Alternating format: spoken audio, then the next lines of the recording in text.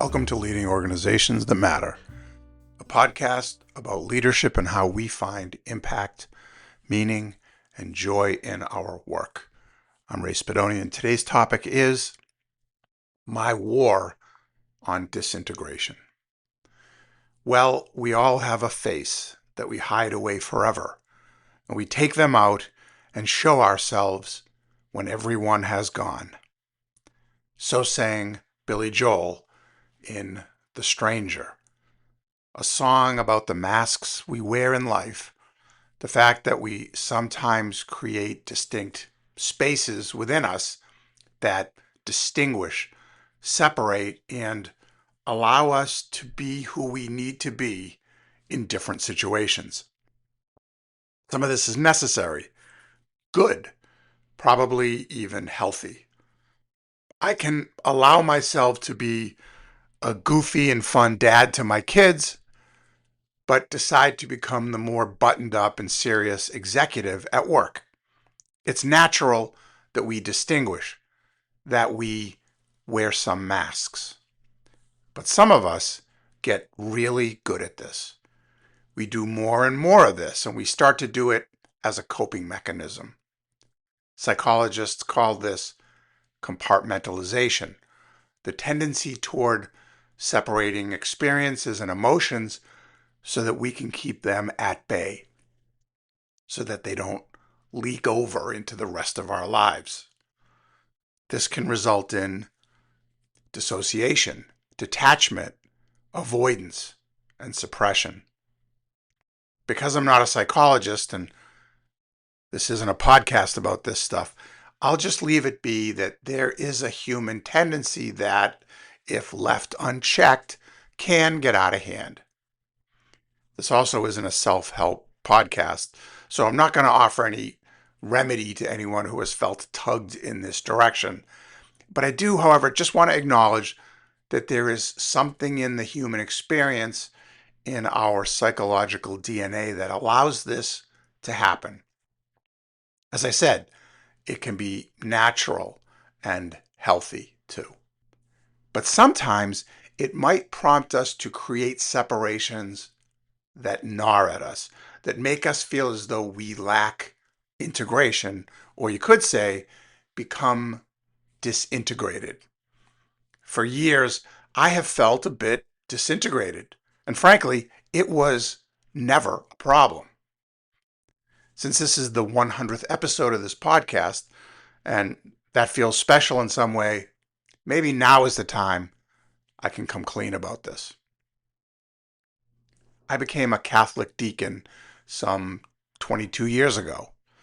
During all that time, I've done a lot of different things, including serving at a local parish, coordinating efforts for Catholic relief services, served as a chaplain, directed retreats, and soon I'll be leading a Camino de Santiago pilgrimage in Spain.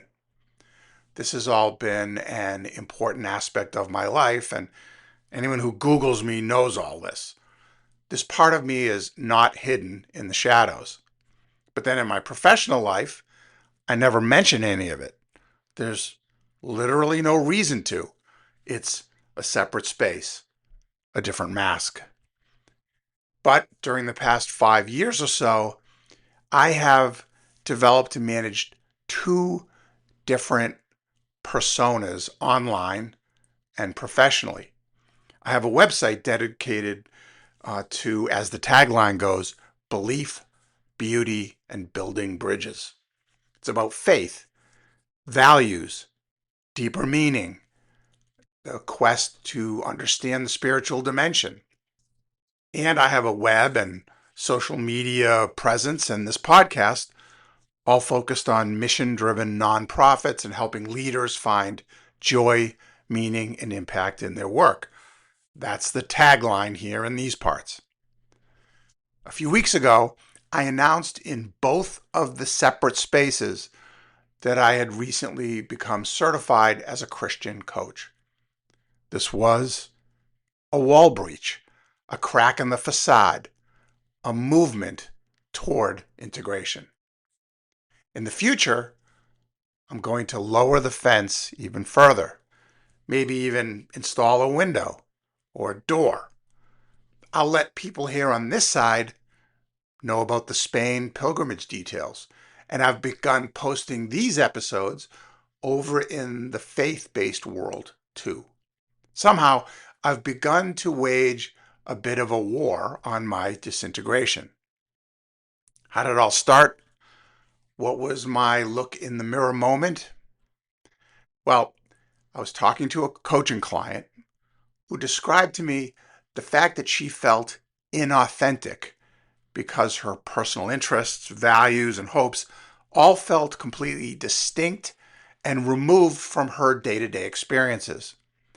We got into an incredible conversation over several meetings about the impact that this was having on her.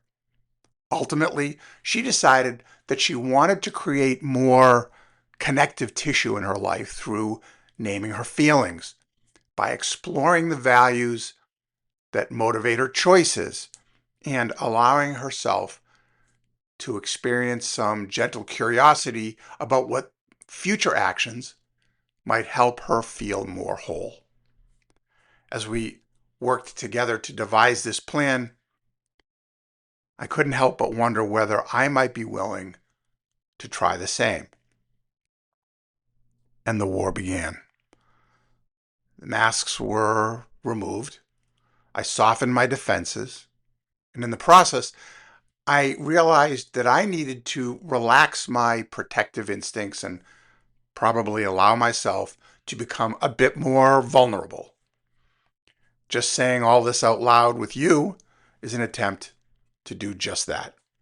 Mind you, this is not an all-out war, and I do hold out some well-grounded hope that diplomacy can still work here.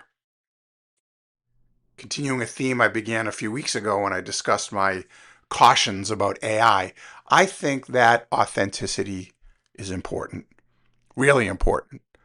And so this episode, number 100 in the series, has been my attempt at a little more of that.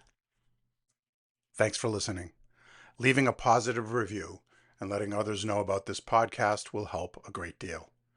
My mission is to help empower organizations that matter by supporting those who lead them. I offer coaching, mentoring, and consulting services. You can learn more about me and my work at raysbedoni.com.